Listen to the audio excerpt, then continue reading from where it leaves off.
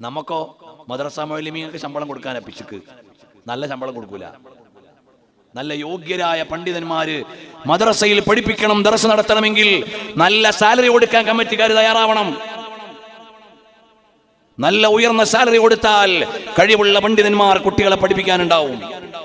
ഏറ്റവും കുറഞ്ഞ ശമ്പളം കൊടുത്തിട്ട് വില കുറയ്ക്കേണ്ടതല്ല അള്ളാന്റെ ദീന്. ഏറ്റവും നല്ല ശമ്പളം കൊടുത്ത് വില ഉയർത്തേണ്ടതാണ്. ഈ ഇസ്ലാമിന്റെ വില മുഴുവനും കളഞ്ഞത് നമ്മളാ. എന്തുകൊണ്ടാ മാതാപിതാക്കളെ മക്കളെ ഓതാൻ വിടാത്ത്? മൗല്യരായ ശമ്പളം കുറവാണ്. ഈ മൗല്യർക്ക് ശമ്പളം കുറച്ചാരാ? ഇവിടുത്തെ ഇന്നത്തെ ഗവൺമെന്റ് ആണോ? ഇസ്ലാമിന്റെ വിരോധികളാണോ? നമ്മൾ ഈ സമുദായമാണ് ഇതിനെ ഡീഗ്രേഡ് ചെയ്തത്. മദ്രസയുടെ ക്ലാസ് റൂമുകൾ വേണ്ടത്ര ഭംഗിയാക്കാത്തത് ആര്? നമ്മള്. മുഅല്ലിമീങ്ങൾക്ക് നല്ല ശമ്പളം കൊടുക്കാത്തത് ആര്? നമ്മള്.